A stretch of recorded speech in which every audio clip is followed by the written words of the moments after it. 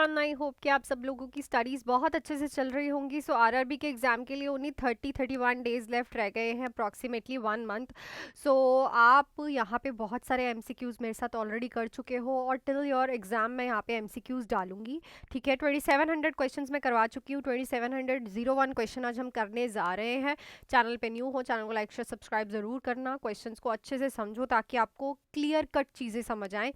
And अब जैसे कि 30 डेज रह गए हैं तो MCQs class plus test series आप लोगों को ओनली 799 में मिलेंगी। इंपॉर्टेंट टॉपिक्स भी अगर आपको एमसीक्यूज एंड टेस्ट सीरीज के साथ करने हैं तो 999 में आप ज्वाइन कर सकते हो, इस नंबर पे मेरे से कॉल पे या फिर मैसेज पे बात करके। साथ ही में इन चीज़ों के साथ आपको नॉन नर्सिंग के एमसीक्यूज प्लस साथ ही में गोल्डन की पॉइंटर्स भी मैं आपको प्रोवाइड करूंगी पेपर से पहले। सो आप कोई भी अकॉर्डिंग टू यू 1 मंथ का टाइम है, टॉपिक्स भी हो जाएंगे अगर आप बहुत अच्छे से अपना दिन रात एक करके पढ़ने वाली कोशिश करोगे।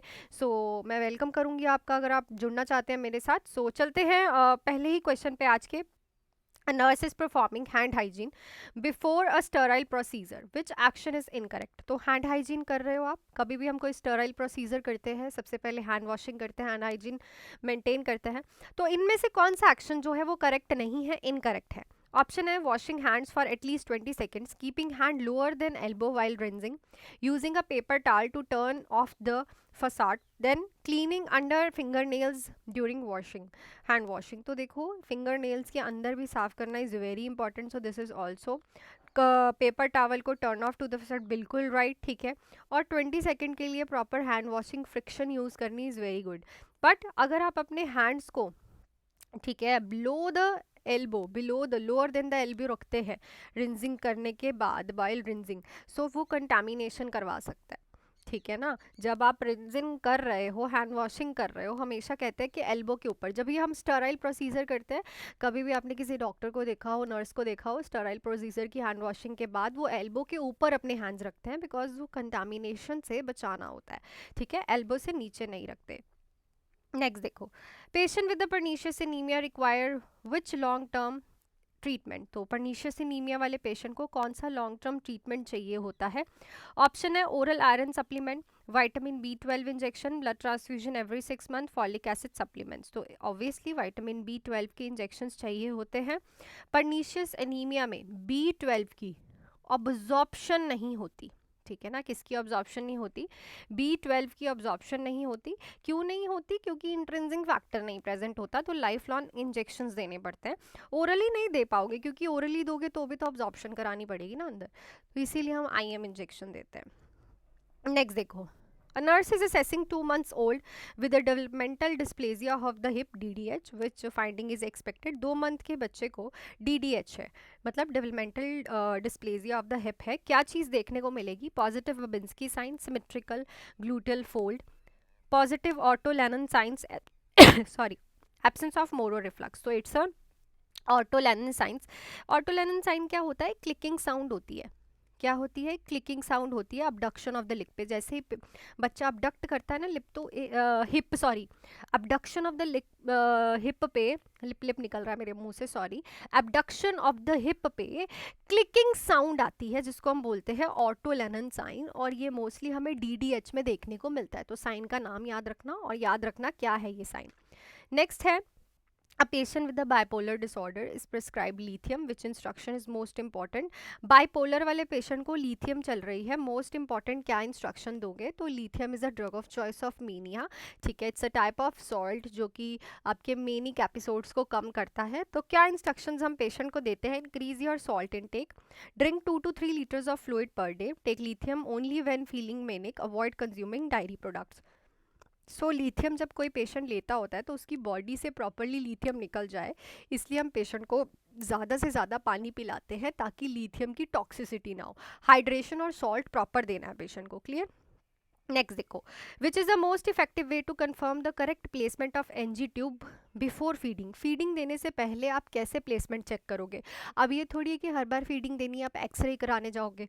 तो सबसे अच्छा क्या रह सकता है, auscultating whooshing sound after injecting air, measure the external tube length, checking the pH of aspirated gastric content, observing the patient for sign of aspiration. तो हम रेजिडुअल वॉल्यूम चेक करते हैं जब भी हम फीडिंग देते हैं, तो उस रेजिडुअल वॉल्यूम का आप pH चेक कर सकते हो। अगर वो pH 5.5 से सॉरी कम आ रहा है, ठीक है ना, या फिर 5.5 आ रहा है, देन प्लेसमेंट बिल्कुल राइट है। अगर ज़्यादा आ रहा है देन प्लेसमेंट जो है डिस्प्लेस हो गई है कहीं ना कहीं ट्यूब।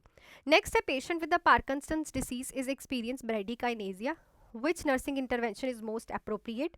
सो पेशेंट है पार्किंसंस डिसीज का, ब्रेडिकाइनेजिया, स्लो मूवमेंट कर रहा है, कौन सी नर्सिंग इंटरवेंशन अप्रोप्रिएट रहेगी? Provide a high protein diet, encourage rocking motion before standing, administer pain medication before activity, teach pursed lip breathing, ठीक है ना। सो यहाँ पे हम क्या करेंगे भाई, सबसे इम्पॉर्टेंट होता है कि हम पेशेंट को रॉकिंग मोशन कराते हैं आगे पीछे। जब भी वो खड़े होने वाला होता है ना, तो हम उसे थोड़ा लेफ्ट राइट मूव कराते हैं, आगे पीछे मूव कराते हैं। इससे क्या है, उसकी स्टेबिलिटी हो जाती है, ठीक है ना, इससे उसकी स्टेबिलिटी हो जाती है। सो ये मोस्ट अप्रोप्रिएट इंटरवेंशन रहेगी।